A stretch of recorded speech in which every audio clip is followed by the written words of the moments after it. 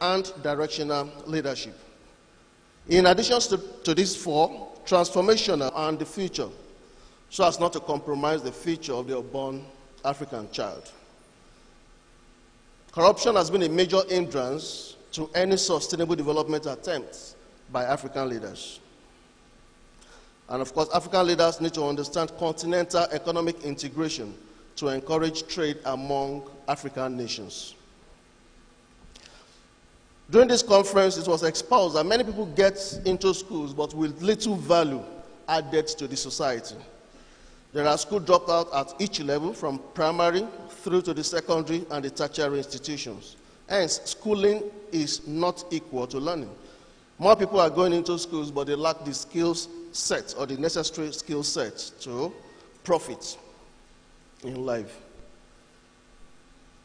The passion for African continental free trade agreement is to expand the economic platform for the youth to tap from. It will give opportunities for Africans. But during this conference, it's recalled that no sensitization has been done yet concerning this opportunity or this agreement. It is not just passion, but the right way to go. Hence, we expect that the President will sign this agreement. On food security, policies in place are not functional. Africans seem to be the last to catch on and benefit from technological advancement or innovations. Our institutions are not empowered. No infrastructure, no financing, and human capacity to help ourselves work. Youth leave Africa in droves, especially from Nigeria, going through the Mediterranean and the Sahara Desert. The need to escape is driven by frustration among the youths, lack of job and empowerment. Hence, we need to get back to the roots of Africa and stop window dressing. Africans have lost humanity and our psychology. All policies and programs, technology, innovations, etc., have not really worked for us, because we import all of this without indigenizing them. So we should adapt them to suit our socio-political environment. The conference made the following suggestion on eligibility of prospective candidates for the elective office or elective offices in Africa. One, a first degree of, or its equivalent should be the minimum requirement for eligibility into any elected office in Africa. And only one term of 4 or 5 years is proposed, which should be enacted into the electoral law. Then we need to ensure that SMEs thrive and they grow on to larger businesses. Then we need to set up think tank to be at the forefront of the digital revolution or evolution. The delivery of courses using distance learning is encouraged. We recall the disruptions in education. And then the increasing youth population in Africa calls for their participation in policy formulation. Whatever concerns them should be about them. Some statements and quotes. A leader without leadership skill is bound to fail. And great leaders think outside the box, and mad thinkers, in quotes, are potential leaders. African people, let us take charge of our own destiny and move forward with God and with hope. African values abhor corruption. We detest corruption in all of its ramifications.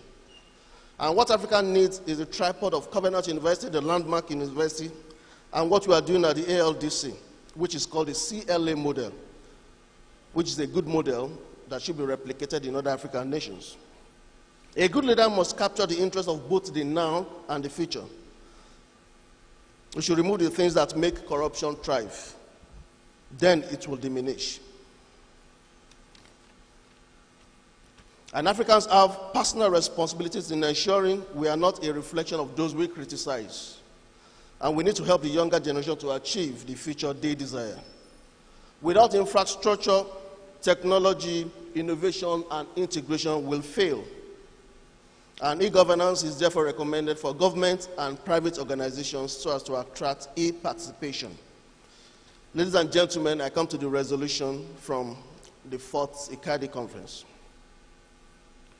Disruption is here to stay. As Africans, we must disrupt or we are disrupted.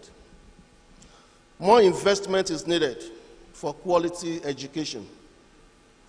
And Africans, we have to take charge of our destiny and move forward. No foreign entity will do this for us. African leaders must ensure gender parity, talking about inequality, gender parity with quality education, not just for the girl child. It's often said the girl child, but now it's for both the girl and the boy child. Africa must take advantage of free trade. This has been initiated earlier. And then technical and vocational education must be incorporated with STEM. There's a need to define our Africanness, our Nigerianness. And this should reflect in our economy, should reflect in democracy, etc., etc. And then we might adopt a single currency for Africa. To some, this may be laughable, but that's part of the resolutions in this conference, adopting a single currency for Africa. Then strengthening of the African Union and its organs, including regional bodies, ECOWAS.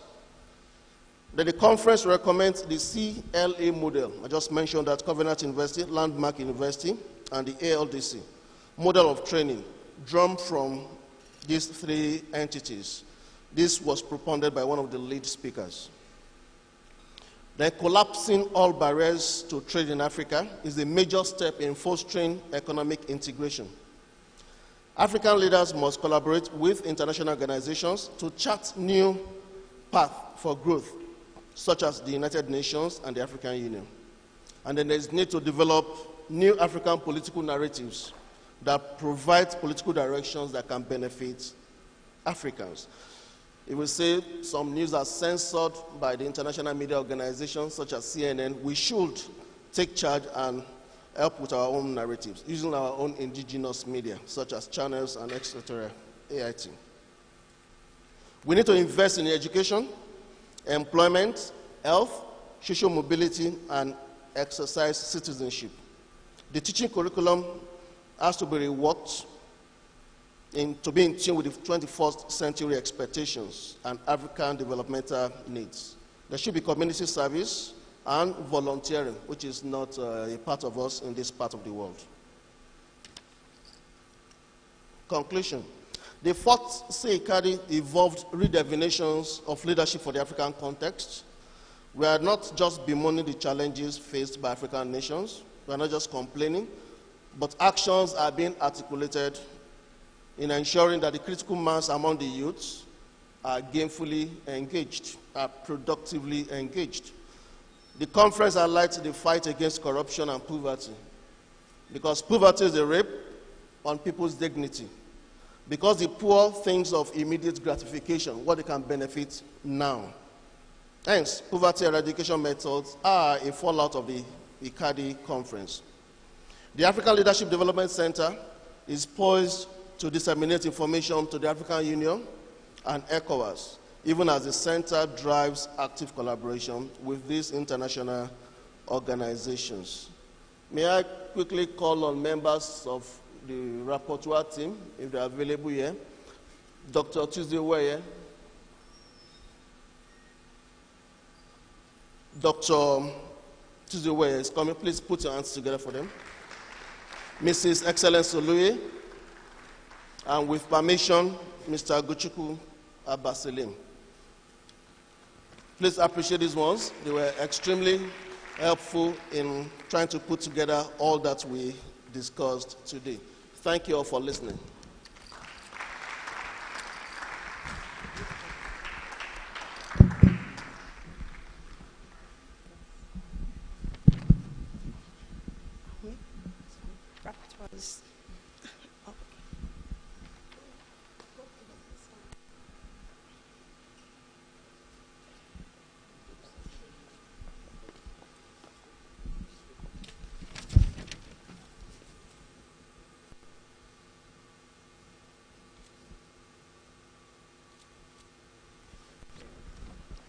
Shall we please put our hands together again for the rapporteurs? Thank you so much, sirs and ma, for a great job. It's not easy synthesizing, lots of discussions and all that. We're making progress. And this afternoon, before I progress, can I please ask again, I've been instructed to ask that some people move down and fill up the spaces that is in the main bowl.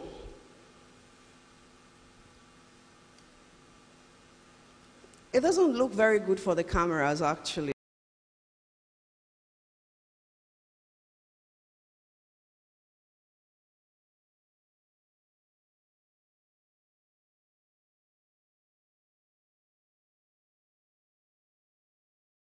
University, Professor A. Atairu, and we want to invite him for his closing words. Shall we put our hands together as we welcome Professor A. Atairu? Let's please rise as we welcome the Vice Chancellor, Covenant University.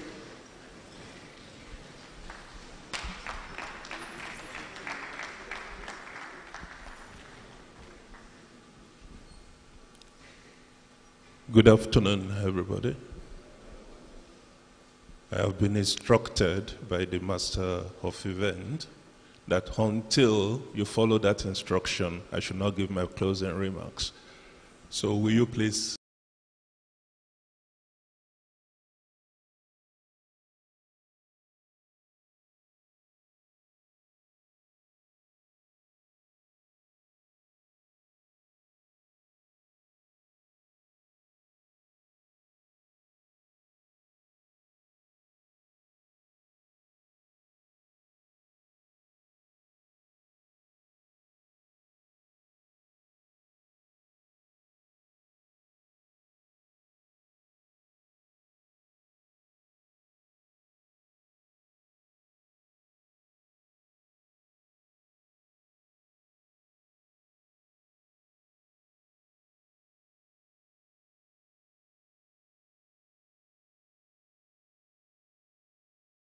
you may please be seated.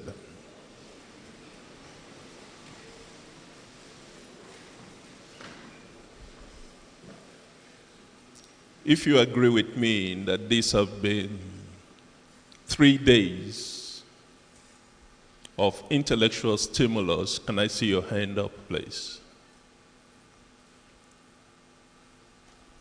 This conference, the 4th C-ICADI, took a lot of preparation in a very sensitive time in the academic calendar of the institution. So I need to know that it's not time wasted. Has it been worth your while? It has been worth your while. I can guess so from what we got from the rapporteurs just now. But you will recall that at the beginning, Your Excellency, ma'am, we said we don't want this 4th International Conference of African Development Issues to be just like the first 3 ones we had before now. They were very stimulating. In the very first one, we had Nobel laureates. In the second one, too. In the very last one, which I was privileged to chair, we had none other than the past President of the Federal Republic of Nigeria, His Excellency, President Olusegun Obasanjo, as the guest of honor and keynote speaker. So a lot of ideas were brought forth. We tried to run with some of them. But this 4th C-ICADI, in which we have been blessed to have none other than the first female president of the nation of Malawi, Her Excellence, Dr.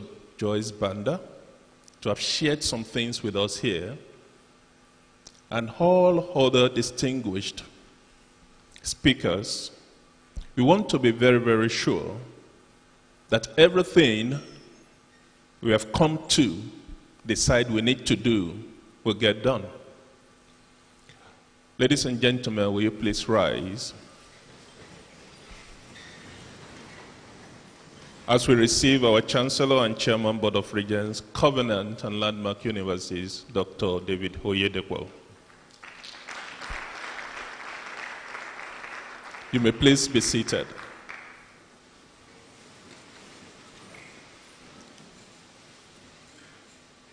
The Chancellor was gracious enough to host us to a dinner yesterday where an informal continuation of the discourse we're having here was continued there at that dinner.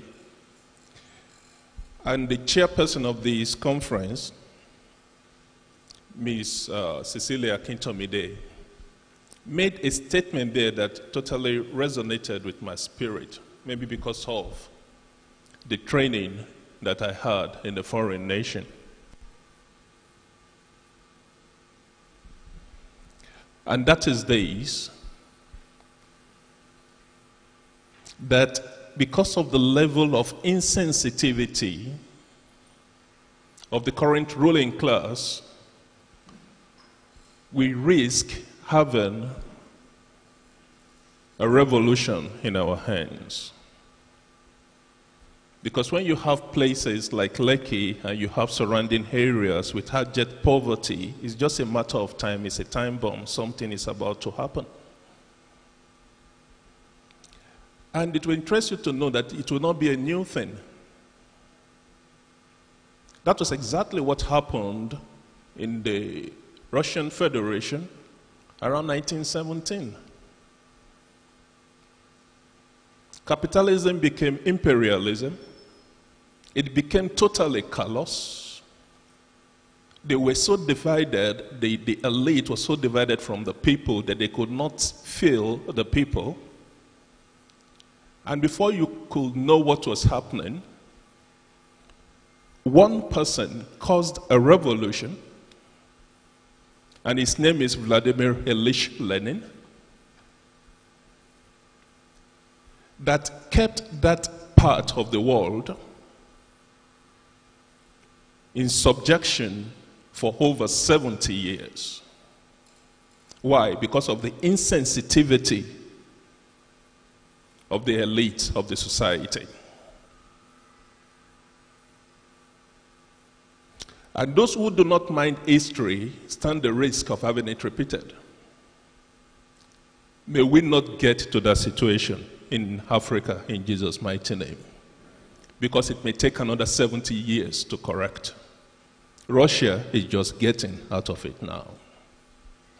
It is on this note, and without much ado, I would like to thank everybody that is here today for gracing this conference and coming here, for all the speakers, for the wonderful deliveries you have given. And like in any gathering, the best is reserved for the last. We have in our midst today, like I told you, they are leaders, they are leading leaders. Somebody who lives leadership. He breathes it. Just by, if you don't know anything about leadership, just follow him closely. And before you know it, a postdoc, fresh postdoc, fresh lecturer in 16 years, just following closely, can become the vice chancellor of the best university in West Africa, just by following closely. It is that personality I present to you this afternoon in the presence of our chancellor to come and give his closing remarks and deliver his last speech. Shall we rise as we receive the chancellor?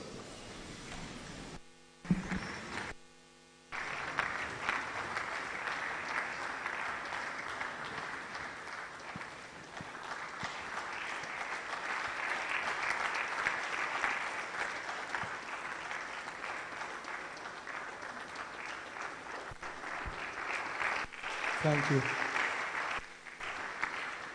Please, let's be seated.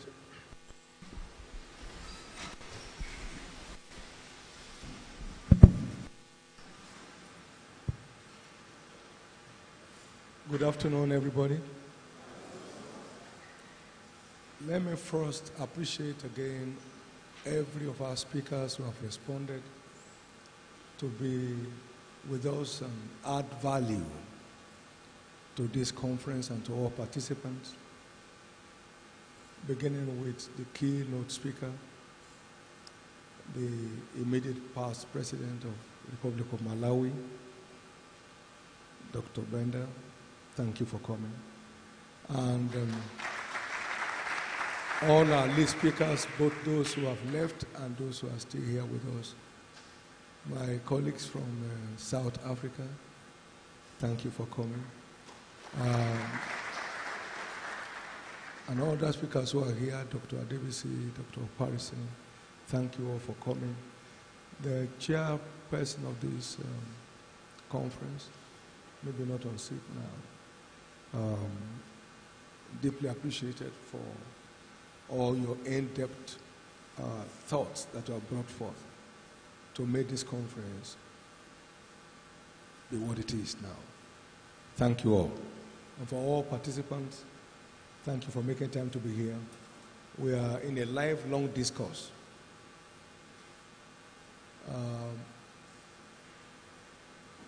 Changes are not for a season.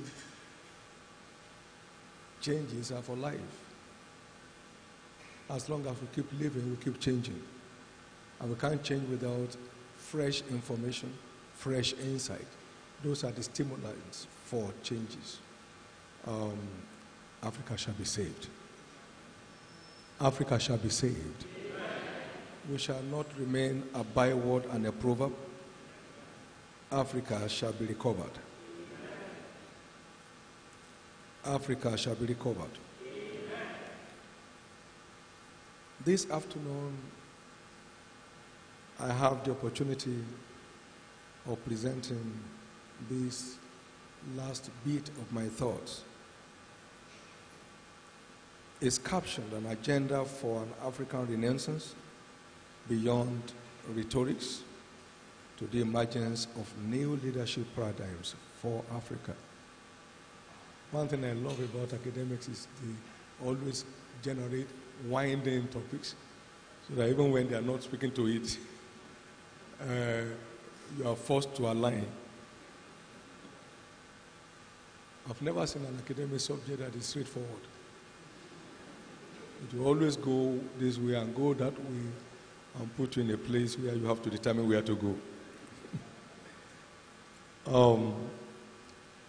By way of introduction, at no other time in the history of the African is the issue of the restoration of Africa more urgent than now. What better time can we be urgent on recovery except at the time where recovery seems irrecoverable? That was it's part of the content of my first matriculation speech of this university in 2003. And I think it's more urgent now. Albert Einstein said, to create the future, we will need a huge shift in thinking, values, and action. We can't create a future doing the same thing the same way all over again and again. A huge shift in thinking, values, and actions. Our condition may seem like worsening the more we have sought occasion to express our misfortune. One can be responsible for this widening of a gap that is supposed to be closing. The gap seems to be widening wider and wider.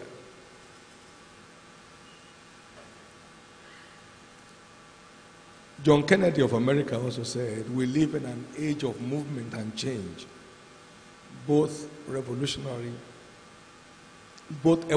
and revolutionary, both good and evil. And in such a case, the university has an obligation to hold fast to the best of the past and move fast with the best of the future. And that's what we are trying to do. Not everything about us is bad. Let's identify the good, hold them dear and precious, And let's move away from a closed culture. In a global world, everything is being globalized. We can't be left out. Whether you sign up or not, you are in it. The world trade is there. You can't say you are not interested. So it's important for us to appreciate that fact that while there are things that are beneficial, profitable, valuable in our own culture, in our own past, there are things that the future demands